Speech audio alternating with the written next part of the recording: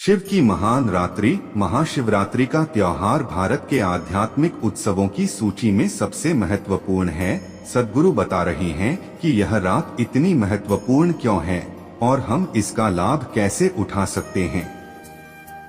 इससे पहले आप सभी हमारे जीतू भैया व्लॉग्स चैनल को सब्सक्राइब करें। सद्गुरु किसी समय भारतीय संस्कृति में एक वर्ष में 365 त्योहार हुआ करते थे। दूसरे शब्दों में कहें तो वे साल के प्रतिदिन कोई न कोई उत्सव मनाने का बहाना खोजते थे। ये 365 त्योहार विविध कारणों तथा जीवन के विविध उद्देश्यों से जुड़े थे। इन्हें विविध ऐतिहासिक घटनाओं, विजयश्री तथा जीवन की कुछ अवस्थाओं जैसे फसल की बुआई, रोपाई और कटाई आदि से जोड़ा गया था। हर अवस्था और हर परिस्थिति के लिए हमारे पास एक त्योहार था, परंतु महाशिवरात्रि 2024 का महत्व सबसे अलग है। महाशिवरात्रि क्यों मनाई जाती है? हर चंद्र मास का 14वां दिन अथवा अमावस्या से पूर्व का एक दिन शिवरात्रि के नाम से जाना जाता है। एक कैलेंडर वर्ष में आने वाली सभी शिवरात्रियों में से महाशिवरात्रि को सर्वाधिक महत्वपूर्ण माना जाता है, जो फरवरी मार्च माह में आती है। इस रात ग्रह का उत्तरी गोलार्ध इस प्रकार अवस्थित होता है कि मनुष्य भीतर ऊर्जा का प्राकृतिक रूप से ऊपर की ओर जाती है। यह एक ऐसा दिन है जब प्रकृति मनुष्य को उसके आध्यात्मिक शिखर तक जाने में मदद करती है। इस समय का उपयोग करने के लिए इस परंपरा में हम एक उत्सव मनाते हैं जो पूरी रात चलता है।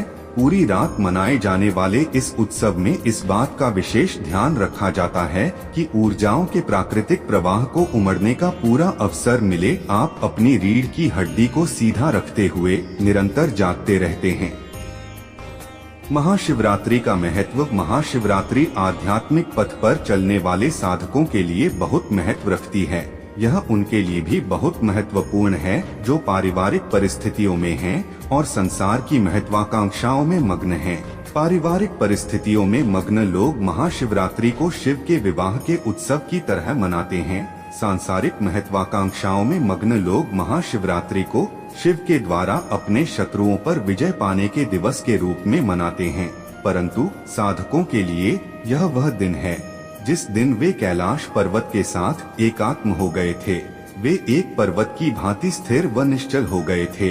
यौगिक परंपरा में शिव को किसी देवता की तरह नहीं पूजा जाता। उन्हें आदि गुरु माना जाता है, पहले गुरु जिनसे ज्ञान उपजा। ध्यान की अनेक सहस्राब्दियों के पश्चात एक दिन वे पूर्ण रूप से स्थिर हो गए। वही दिन महाशिवरात्रि का था। उनके भीतर की सारी गतिविधियां शांत हुईं और वे पूरी तरह से स्थिर हुए। इसलिए साधक महाशिवरात्रि को स्थिरता की रात्रि के रूप में मनाते हैं। महाशिवरात्रि का आध्यात्मिक महत्व। इसके पीछे की कथाओं को छोड़ दें तो यौगिक परंपराओं में इस दिन का विशेष महत्व इसलिए भी है क्योंकि इसमें आध्यात्मिक साधक के लिए बहुत सी संभावनाएं मौजूद होती हैं। आधुनिक विज्ञान अनेक चरणों से होते हुए आज उस बिंदु पर आ गया है जहां उन्होंने आपको प्रमाण दे दिया है कि आप जिसे भी जीवन के रूप में जानते हैं, पदार्थ और अस्तित्व के रूप में जानते हैं, जिसे आप ब्रह्मांड और तारामंडल के रूप में जानते हैं, वह सब केवल एक ऊर्जा है जो स्वयं को लाखों करोड़ों रूपों में प्रकट करती है।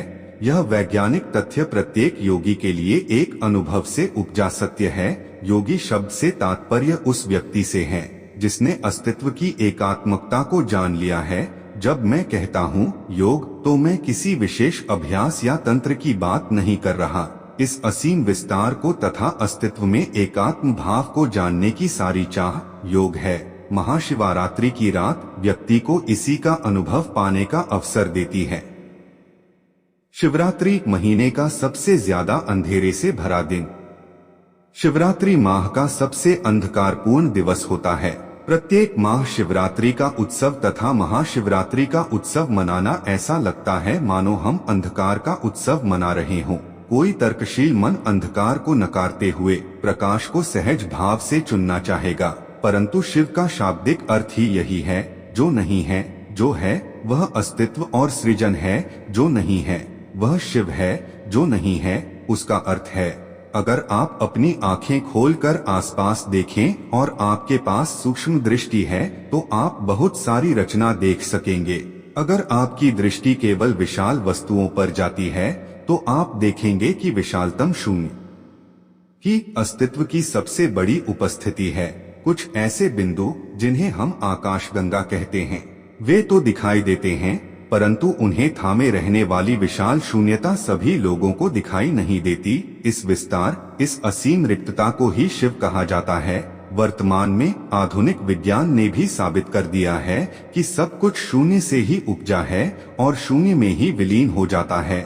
इसी संदर्भ में शिव यानी विशाल रिक्तता या शून्यता को ही महादेव के रूप में जाना जाता है। इस ग्रह के प्रत्येक धर्म व संस्कृति में सदा दिव्यता की सर्वव्यापी प्रकृति की बात की जाती रही है। यदि हम इसे देखें तो ऐसी एकमात्र चीज जो सही मायनों में सर्वव्यापी हो सकती है, ऐसी वस्तु जो हर स्थान पर उपस्थित हो सकती है, वह केवल अंधकार, शून्यता या रिक्तता ही है। सामान्यतः जब लोग अपना कल्याण चाहते हैं तो हम उस दिव्य को प्रकाश के रूप में दर्शाते हैं। जब लोग अपने कल्याण से ऊपर उठकर अपने जीवन से परे जाने पर, विलीन होने पर ध्यान देते हैं और उनकी उपासना और साधना का उद्देश्य विलयन ही हो, तो हम सदा उनके लिए दिव्यता को अंधकार के रूप में परिभाषित करते हैं। महाशिवरात्रि जागृति की रात।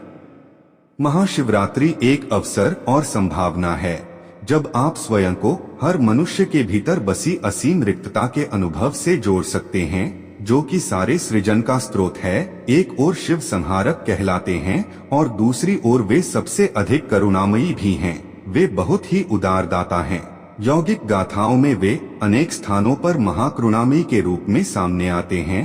उनकी करुणा के रूप विलक्षण और अद्भुत रहे हैं। इस प्रकार महाशिवरात्रि 2019 कुछ ग्रहण करने के लिए भी एक विशेष रात्रि है। यह हमारी इच्छा तथा आशीर्वाद है कि आप इस रात में कम से कम एक क्षण के लिए उस असीम विस्तार का अनुभव करें जिसे हम शिव कहते हैं। यह केवल एक नींद से जागते रहने की रात भर न रह जाए। यह आपके लिए जागरण की रात्रि होनी चाहिए, चेतना व जागरूकता से भरी एक रात।